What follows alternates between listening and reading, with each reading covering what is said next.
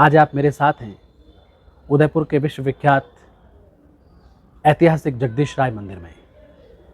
आज हम इस ऐतिहासिक जगदीश मंदिर की वास्तु विवेचना करेंगे, लेकिन उससे पहले मैं चाहूँगा कि आपको इस ऐतिहासिक मंदिर की समृद्ध जो विरासत है उसके थोड़े दर्शन भी हों और साथ ही इसके इतिहास को आप संक्षेप में जान लें। नमस्कार, मेरा नाम है आर.के. सुतार। आप सबका स्वागत है। जगदीश मंदिर उत्तर भारत के विशाल एवं कलात्मक मंदिरों में से एक है। इसका निर्माण उदयपुर के महाराणा जगत सिंह प्रथम ने वर्ष 1652 ईस्वी में करवाया था। नागर शैली में निर्मित यह मंदिर विशाल शिखर, गर्भगृह तथा सभा मंडप से युक्त है। इसका मंडोवर भाग सुंदर प्रतिमाओं से अलंकृत एवं सुसज्जित है। मंदिर में लगी विशाल प्रशस्ति मंदिर एवं गोहिल शासकों के विषय में पूर्ण जानकारी देती है। इस पंचायतन मंदिर के चारों कोनों पर सूर्य, देवी, शिव तथा गणेश के लघु देवालय बने हुए हैं। यह मंदिर तलहटी के भूभाग से 125 फीट ऊंचा, 100 फीट का शिखरबंद और 18 इंच घेरे का 28 फीट ऊंचा ध्वज लिए 50 कलात्मक स्तंभों पर स्थित है। सन 1652 में पूर्ण रूप से निर्मित हुआ। इसका प्रतिष्ठा समारोह विक्रम संवत 1708 की द्वितीय वैशाखी पूर्णिमा को गुरुवार के दिन महाराणा श्री जगत सिंह द्वारा संपन्न हुआ। ऐसा कहा जाता है कि महाराणा जगत सिंह को एक साधु के चमत्कार से जगन्नाथपुरी में भगवान श्री जगदीश जी के स्वप्न दर्शन का वरदान प्राप्त था। एक दिन नियम भंग होने से मंदिर के कपाट बंद हो गए। तब महाराणा ने अन्न जल त्याग दिया और प्रभु भक्ति में लीन हो गए। इस पर प्रभु ने उन्हें दर्शन दिए और कहा, तुम अपने देश में ही मंदिर बनवाओ, मैं वहाँ आऊँगा। मीरा को दिए वचन के अनुसार भी मुझे मेवाड़ आना ही है। जब मंदिर का निर्माण पूर्ण हुआ तो उसमें मूर्ति प्रतिष्ठा का प्रसंग आया तो भगवान के स्वप्नादेश से डूंगरपुर के पशवन शरण पर्वत से प्रतिमा लाई गई। इस पर्वत के बारे में बताया जाता है कि कृष्ण और जरासंध के बीच युद्ध हुआ तो कृष्ण को पराजित करने का संकल्प लेकर जरासंध ने इस पर्वत में आग लगा दी थी। तब कृष्ण ने भविष्यवाणी की थी कि कलयुग में इसी पर्वत की प्रतिमा पूजी जाएगी। जब मूर्ति प्रतिष्ठा का समय नजदीक आया तो महाराणा जगत सिंह जी के मन में शंका उत्पन्न हो गई कि प्रभु का पदार्पण इस प्रतिमा में होगा या नहीं। इसी विचार में खोए महाराणा को भगवान ने स्वप्न दिया कि जगन्नाथपुरी में तुमने मुझे जो 4 सोने के कड़े पहनाए थे, वो ही कड़े मूर्ति प्रतिष्ठा के समय इस नव प्रतिमा के हाथों में अपने आप धारण हो जाएंगे, तो समझ लेना कि मैं मेवाड़ में आ गया हूँ। वास्तव में ऐसा ही हुआ। तब महाराणा को विश्वास हो गया कि भगवान का मेवाड़ में पदार्पण हो गया है। संवत 1736 में मुगल बादशाह औरंगजेब की सेना ने इस ऐतिहासिक मंदिर पर हमला करके मंदिर का अग्रभाग बुरी तरह से ध्वस्त कर दिया। उस समय मंदिर की रक्षा के लिए नियुक्त श्री नारूजी बारट अपने 20 साथियों के साथ बहादुरी से लड़े और उन्होंने अपना बलिदान दिया। संवत 1780 में महाराणा संग्राम सिंह द्वितीय ने 1 लाख रुपए की लागत से इस मंदिर का जीर्णोद्धार करवाया। और आइए अब बात करते हैं उदयपुर के इस ऐतिहासिक श्री जगदीश मंदिर की वास्तु। जैसा कि आप देख रहे हैं कि ये मंदिर पूर्वाभिमुख है और मंदिर के प्रवेश द्वार तक पहुंचने के लिए बहुत सी सीढ़ियां चढ़ना पड़ता है, जिसका अर्थ ये हुआ कि मंदिर पश्चिम दिशा में एक टीले पर बना हुआ है और उसके पूर्व में ढाल है। पूर्व में बहुत नीची जगह है जो वास्तु की एक अद्भुत विशेषता है। इसके साथ ही आप देखिए कि मेरे बाईं तरफ सड़क ऊंची है और ये जो रास्ता है ये सिटी पैलेस तक जाता है।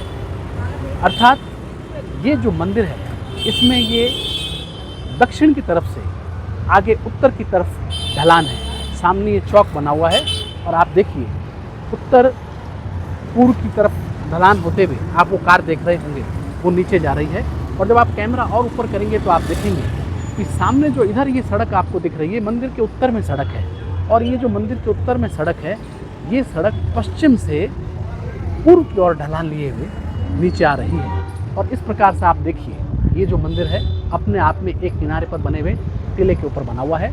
तो किसी भी परिसर के दोनों तरफ जो सड़कें हैं उनका ढलान यदि उत्तर और पूर्व की तरफ है और पश्चिम में भी और दक्षिण में भी ऊंचाई है और मंदिर अपने आप में ऊंचे टीले पर बना है और वहाँ तक पहुँचने के लिए हमको पूर्व से पश्चिम की ओर ऊंचा चढ़ना पड़ता है, तो ये अपने आप में ऐसी अद्भुत वास्तुक विशेषता हो सकती है, हो जाती है, जो मंदिर को कीर्ति प्रदान करती है।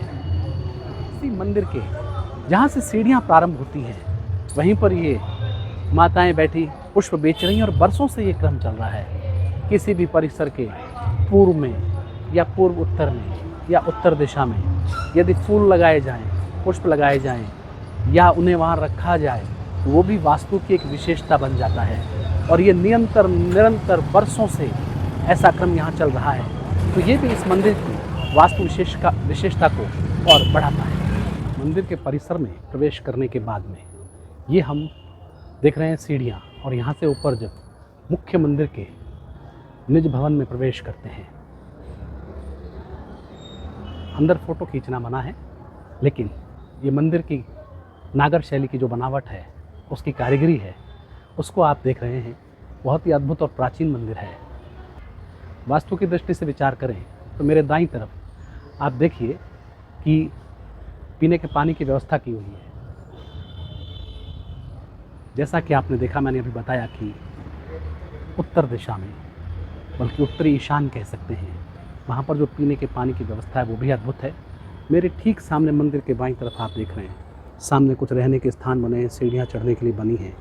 ये पुजारी निवास है, और रहने के लिए ये एक उत्तम स्थान है, क्योंकि ये दक्षिणी आग्नेय में लगभग आ जाता है। मंदिर के चारों कोनों में चूंकि मंदिर बने हुए हैं, इसलिए इसको इस श्रेणी में नहीं ले सकते कि देखिए नॉर्थ ईस्ट में कोई फ्लोर लेवल ऊंचा है या कुछ भी है। हालांकि मेरे विचार में ये जो तुलसी का स्तंभ बना हुआ जिस पे तुलसी लगी हुई है, तो ये ऊंचाई है, इसको शायद ये ठीक नहीं है। इसको अगर शिफ्ट करें तो ज़्यादा अच्छे परिणाम आ सकते हैं। इस मंदिर में भगवान जगदीश की जो मूर्ति है वो पूर्वाभिमुख है, और भक्त जब दर्शन करते हैं तो उनका मुंह पश्चिम की तरफ रहता है। वास्तुशास्त्र के अनुसार यदि हम पश्चिमाभिमुख होकर पूजा करें तो हमें धन की प्राप्ति होती है। तो ये जो मूर्ति है, ये विग्रह है, ये अद्भुत है, चमत्कारी है, मनमोहक है, और उसके साथ जो भी व्यक्ति यहाँ भाव से पूजा करेगा उसे धन की प्राप्ति होगी। और चूंकि मंदिर में भगवान पूर्व दिशा में देख रहे हैं, और पूर्व दिशा में ही निरंतर नीचे सीढ़ियाँ उतरनी पड़ती है मुख्य सड़क तक जाने के लिए, तो वो ये बताती है कि मंदिर की प्रतिष्ठा सदा बनी रहेगी। इस समय हम मुख्य मंदिर के परिक्रमा स्थल पर हैं, और आप देख रहे हैं कि इसकी खूबसूरती कितनी अद्भुत है, चित्ताकर्षक है। नायाब कारीगरी का ये नमूना है मंदिर। और अभी आप देख रहे हैं कि ठीक सामने ही एक द्वार बना हुआ है, और वहाँ लिखा है श्री श्री बांके बिहारी जी का प्राचीन मंदिर। ये जो प्राचीन मंदिर है, आप ये देखिए कि इस मंदिर परिसर के उत्तर पश्चिम यानी कि वायव्य दिशा में उत्तर की ओर खुलता हुआ ये द्वार है, और ये एक दूसरे ही परिसर में खुलता है। वास्तु की दृष्टि से ये इस मंदिर के लिए भी ठीक नहीं है, और उस तरफ जो हैं उनके लिए भी ठीक नहीं है। छोटे मोटे विवादों से कोई नाता हो जाए, ऐसी आशंका बनी रह सकती है। इस मंदिर का प्रबंधन करने वाले लोगों के बीच में किसी प्रकार के छोटा मोटा हो, मतभिन्नता रहे, या कोई दूसरे विषय आ जाएं जिनको सुलझाने में उनको कुछ कठिनाइयों का सामना करना पड़े। आइए देखते हैं कि ये जो पास का परिसर है इसमें क्या है। ये हमने प्रवेश कर लिया है द्वार के भीतर। आप देखें कि इधर भी उत्तर दिशा में नीचे की ओर एक द्वार जा रहा है जो उत्तर की तरफ सड़क पे खुलेगा, और बीच में ये चौक बना हुआ है जहाँ जगदीश अन्न क्षेत्र मानव सेवा समिति का ये भोजनशाला बना हुआ है, और वहाँ से भी एक रास्ता सामने नीचे उत्तर दिशा की ओर जाता है। इसमें जब हम वापस इस भोजनशाला से इस तरफ घूमते हैं तो आप देखेंगे कि राजकीय बालिका उच्च माध्यमिक विद्यालय जगदीश चौक बना हुआ है। मतलब ये हो गया कि ये जो विद्यालय है ये इसका चौक भी है। ये प्राचीन जगदीश मंदिर से उत्तर पश्चिम की ओर विस्तार लिए हुए है, वो भी आ रहा है। और आप ये भी देखिए कि इसी में भोजनशाला के पास से होते हुए हम प्राचीन बांके बिहारी मंदिर की ओर जाने वाले रास्ते की ओर भी आगे बढ़ रहे हैं। मतलब ये हुआ कि ये जो चौक है ये प्राचीन विद्यालय, बांके बिहारी मंदिर और प्रसिद्ध जगदीश मंदिर के उत्तर पश्चिम में स्थित है, और ये चौक इन तीनों स्थलों को आपस में जोड़ता है। तो वास्तु की दृष्टि से देखें तो ये तय है कि प्रसिद्ध जगदीश मंदिर का जो इस चौक की तरफ द्वार खुल रहा है उसको निश्चित रूप से बंद करना चाहिए। और इतना ही नहीं, इस चौक से जो बांके बिहारी जी मंदिर की ओर जाने का अंदर से रास्ता उसको भी बंद करना चाहिए और इसका अलग से खोलना चाहिए द्वार। अन्यथा क्या स्थिति है, आप ये देखिए कि सुबह के समय लगभग 8 बजे हैं और इस समय भी ये बाहर से आने के रास्ते पे ताला लगा हुआ है। और मंदिर में जब हम अंदर प्रवेश कर रहे हैं बांके बिहारी जी के, तो आप देखिए कि मैं यहाँ थोड़ी देर पहले आके गया, घंटे भर पहले, तब भी ताला लगा था। मैंने पूछा इस पे ताला क्यों है, तो मुझे बताया गया कि यहाँ लोग आते नहीं हैं। और आप देखिए इस समय भी जगदीश मंदिर में भीड़ है, लेकिन इसी के पास के इस मंदिर में ताला लगा हुआ है। ये मूर्ति भी उतनी ही अद्भुत है, वैसे ही पशुवण पत्थर से बनी हुई है, काले पत्थर से, लेकिन यहाँ कोई नहीं है। तय है कि ये अलग थलग रहेगा, क्योंकि उत्तर पश्चिम में जब दोष होता है तो उस तरह के दोष व्यक्ति को समाज में अलग थलग करते हैं। यहाँ देखिए इसी के उत्तर पश्चिम में ये तुलसी जी का चबूतरा बना हुआ है, तो इस परिसर का सबसे ऊंचा फ्लोर लेवल है। ये यहाँ से शिफ्ट हो जाए और पास की तरफ से जो भोजनशाला की तरफ से आने का रास्ता है वो बंद कर दिया जाए, और यही जो सामने आप देख रहे हैं जिस पे ताला लगा है, उत्तर की ओर खुलता हुआ द्वार वापस खोल दें सीढ़ियाँ बना के, तो ये मंदिर भी अपने आप में प्रसिद्ध होना शुरू हो जाएगा। लोग यहाँ आने शुरू हो जाएंगे। भगवान ने जो भी कुछ बनाया है जिसमें वास्तु भी शामिल है, तो भगवान भी उसका मर्यादा रखते हैं, उसका ध्यान रखते हैं, उसका सम्मान करते हैं। इसलिए भले ही वहाँ भी कृष्ण भगवान बैठे हैं, इस मंदिर में भी कृष्ण भगवान बैठे हैं, लेकिन वास्तु के नियमों की मर्यादा का पालन भगवान भी करते हैं। और वास्तु अनुरूप बने हुए मंदिरों में ही भक्त पहुँचेंगे, उनको कीर्ति मिलेगी, वो चमत्कार सिद्ध होंगे। अन्यथा आप देख रहे हैं कितनी बारीकी का, कितना प्राचीन काम किया हुआ है। ये 1850 के आसपास महाराणा स्वरूप सिंह ने इस मंदिर का निर्माण करवाया था, लेकिन आज आप स्थिति देख रहे हैं कि इतने ऐतिहासिक मंदिर के पास में ये एक दूसरा और ऐतिहासिक मंदिर है, लेकिन एक मंदिर में भक्तों की भीड़ लगी है, पांव रखने का स्थान नहीं है, और दूसरा मंदिर आप देखिए पूरी तरह से निर्जन और खाली पड़ा है और ताला लगा है। तो मैं उम्मीद करता हूँ कि आपको आज का ये जो वास्तु विवेचन है ये अच्छा लगा होगा। जल्दी ही ऐसे ही किसी एक और ऐतिहासिक स्थल का वास्तु विवेचन करेंगे और मिलेंगे आपसे।